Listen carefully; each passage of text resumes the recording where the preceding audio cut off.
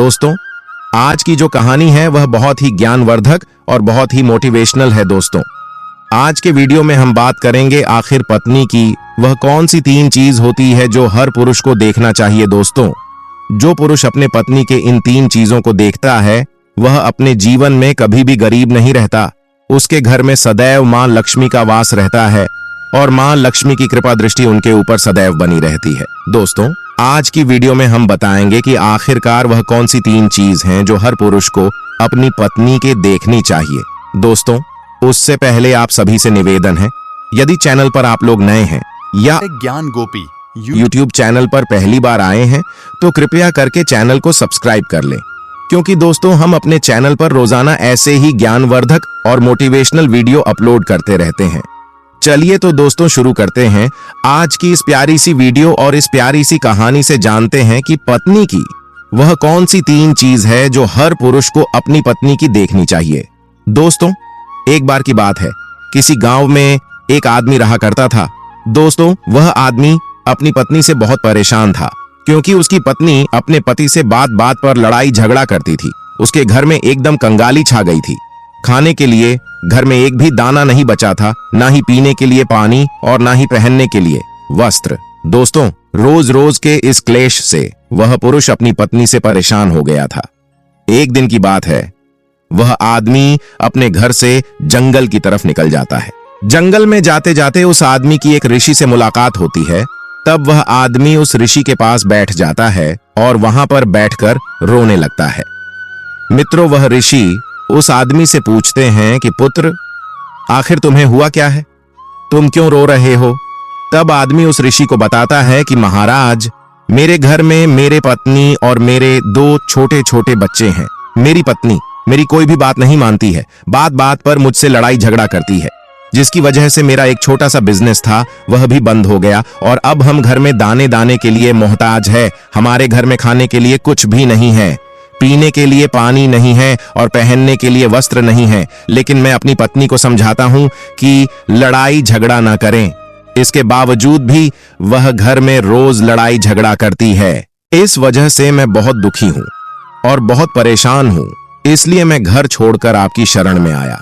मित्रों, वह ऋषि महाराज उस आदमी को बोलते हैं कि पुत्र, तुम रो मत। आज मैं तुम्हें ऐसे 3 चीज बताने जा रहा हूं जो पुरुष अपनी पत्नी की 3 चीजों को देखा है। वह पुरुष अपने जीवन में कभी भी गरीब नहीं रहता है और ना ही उसके घर में कभी लड़ाई झगड़े होते हैं और उसके बिजनेस में तरक्की होती है। मित्रों, तो वह साधु महाराज उस आदमी को बताते हैं कि मैं तुम्हें जो बातें बताने जा रहा हूं उन 3 चीजों को गांठ बांध लो। तब वह आदमी उसे ऋषि महाराज की बातें बहुत गौर से सुनता है और ऋषि महाराज से बोलता है कि प्रभु, आप मुझे जल्द से जल्द बताइए वह कौन से 3 चीज है जो हर पुरुष को अपने पत्नी की देखनी चाहिए। दोस्तों, तब वह ऋषि महाराज उस आदमी को एक कहानी सुनाते हैं। तो चलिए दोस्तों, गुरु जी से ही सुनते हैं इस कहानी के बारे में। मित्रों, किसी नगर में एक सेठ रहा करता था। उस सेठ का बहुत बड़ा व्यापार था। उसके घर में सेठ और उसकी पत्नी रहा करते थे। सेठ और सेठानी में आपस में बहुत प्रेम था। उनके घर में कभी भी लड़ाई झगड़ा किसी प्रकार का कोई अंधा क्लेश नहीं होता था, इसलिए उसके घर में सदैव मां लक्ष्मी का वास रहता था और उनके बिजनेस में दिन दुगनी रात चौगुनी तरक्की होती थी। उन सेठ सेठानी में इतना प्रेम था कि आसपास के लोग उनके इस प्रेम को देखकर जल जाया करते थे। मित्रों, सेठ और सेठानी के इस प्रेम की मिसाल हर गांव वाले देते थे। ऐसे कर करके उस सेठ और सेठानी की बात उसे गांव की राजा तक भी पहुंच जाती है। मित्रों, जब सेठ सेठानी की बात उसे राजा के पास पहुंचती है तो वह राजा भी उनके प्रेम की मिसाल की तारीफ करते हैं और कहते हैं, हमारे गांव में एक पुरुष और स्त्री ऐसे भी है जिनके घर में कभी भी लड़ाई झगड़ा नहीं होते हैं। उन दोनों में आपस में इतना प्रेम है कि जितना मैं आज तक अपनी जिंदगी में कभी भी नहीं देखा। मित्रों, अगले ही दिन वह राजा पूरे नगर में डिंडोरा पिटवाते हैं और कहते हैं, इस राज्य में जितने भी लोग हैं वह सभी लोग अपने अपने घर में दिया जलाकर रखेंगे। तब राजा की रानी अपने राजा से पूछते हैं कि महाराज, आखिरकार आप सभी के घर में दिया क्यों जलवा रहे हैं? राजा रानी की बात सुनकर रानी को बोलते हैं कि दीपक प्रेम की निशानी होती है।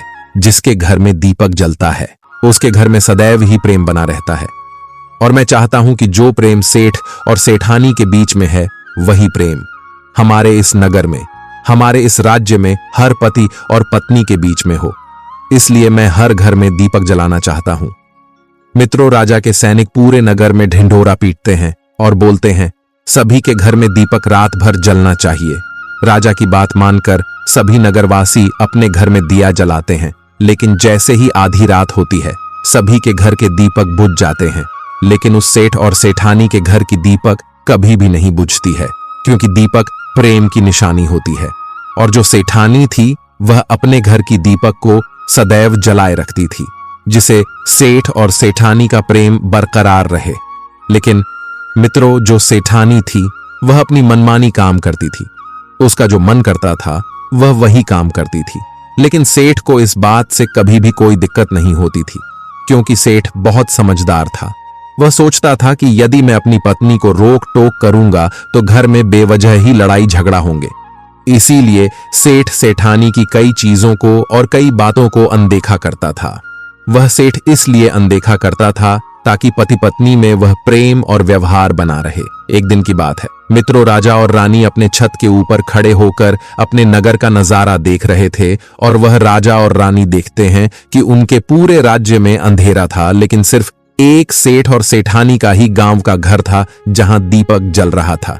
मित्रों, तब राजा रानी से बोलता है कि देखो, सेठ और सेठानी में कितना प्रेम है। सभी के घरों का दीपक बुझ गया है, लेकिन सेठ और सेठानी के घर का दीपक अभी भी जल रहा है। इसका मतलब यह है कि सेठ और सेठानी में बहुत ही ज्यादा प्रेम है। तब रानी अपनी राजा से बोलता है कि महाराज, सेठ और सेठानी में जो भी प्रेम है वह इसलिए है क्योंकि सेठानी समझदार है, इसलिए सेठ के घर में प्रेम है।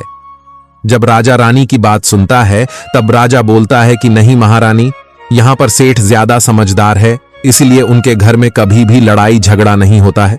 दोस्तों, रानी बोलती है कि सेठानी समझदार है, राजा बोलते हैं कि नहीं, सेठ समझदार है। मित्रों, सेठ और सेठानी की बात को लेकर राजा और रानी में बहस होने लगा। तब राजा बोलता है कि देखो, हमें बहस करने की जरूरत नहीं है, क्यों ना हम दोनों उनका एक परीक्षा ले। परीक्षा में जो पास होगा वही समझदार होगा। राजा और रानी अपने बात से सहमत हो गए और उन दोनों की परीक्षा के लिए तैयार हो जाते हैं। तब राजा अपने महल में जाता है और अपनी दासी को बुलाता है और वह अपने दासी से बोलता है, उस सेठ के पास जाओ और जो जो प्रश्न मैं तुमसे बोल रहा हूं वह तुम सेठ को बोलना। वह दासी बोलती है, ठीक है महाराज। फिर वह दासी राजा की बात सुनकर सेठ के पास जाती है। इस समय ही सेठ की पत्नी बाजार गई थी कुछ सामान लेने के लिए। मित्रों, तो वह राजा की दासी सेठ से बोलता है कि सेठ जी, मैं राजमहल से आई हूं, राजा साहब ने मुझे भेजा है। वह सेठ उस दासी को बोलता है कि बताइए, मैं आपकी क्या सेवा कर सकता हूं? आप बैठिए, मैं आपके लिए पानी लेकर आता हूं। तब दासी सेठ से बोलती है, नहीं सेठ जी, मैं राजा की दासी हूं, बस आपके पास राजा के समाचार लेकर आई हूं। तब सेठ बोलता है कि ठीक है दासी, आप मुझे बताइए राजा साहब ने क्या समाचार भेजा है। मेरे लिए तो वह दासी सेठ से बोलती हैं कि सेठ जी, राजा साहब ने मुझे यह बोले, यदि तुम अपनी पत्नी को छोड़ देते हो तो वह तुम्हें खूब सारे हीरे और जवाहर देंगे, तुम्हें राजमहल में एक अच्छे पोस्ट पर नौकरी भी देंगे। लेकिन सेठ राजी नहीं हुए। इस बात पर रानी ने राजा से बोला था कि नहीं, सेठ समझदार नहीं है, सेठानी समझदार है। दोस्तों, सेठ और सेठानी के बातों को लेकर राजा और रानी में फिर से कहासुनी होने लगी।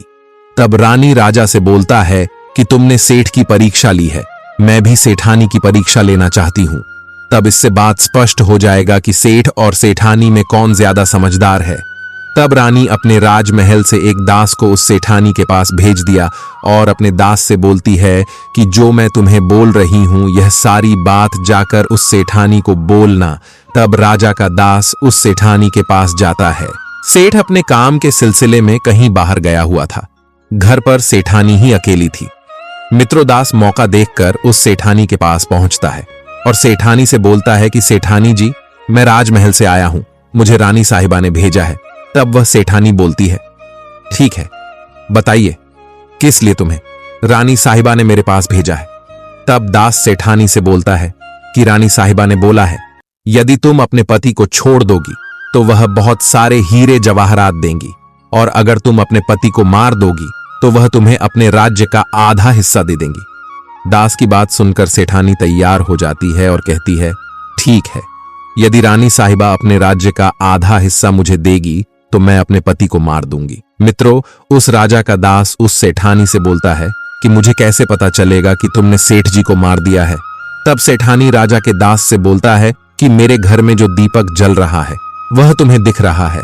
तब दास बोला, हाँ, दिख रहा है।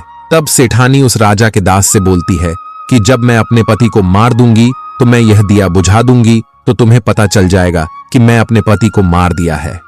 अब दास राजमहल को वापस लौट जाता है और राजा और रानी से यह सारी बात बताता है। सेठानी की बात सुनकर रानी बहुत अचंभित हो जाती है और रानी को स्त्री जाति से नफरत होने लगती है।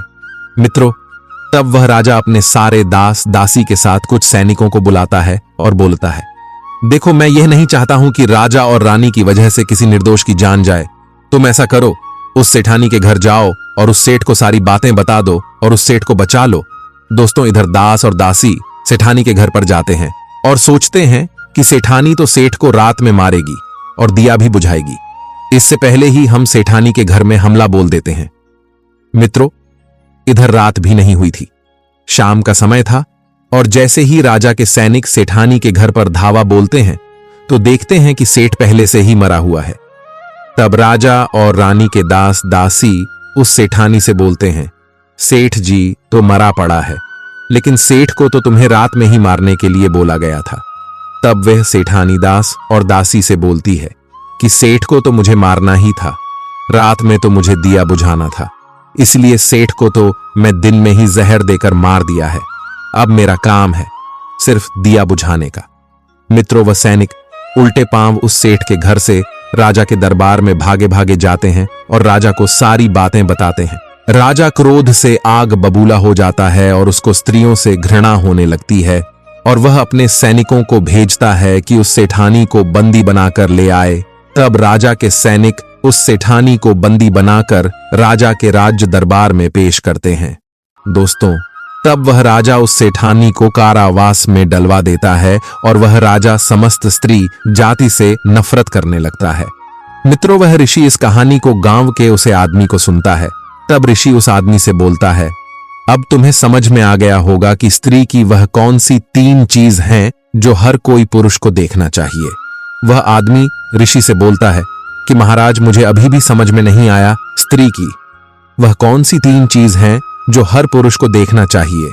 मित्रों, तब वह साधु उस आदमी को बताते हैं कि हर पुरुष को अपने स्त्री के सबसे पहली चीज यह देखनी चाहिए कि वह कहां पर आ जा रही है।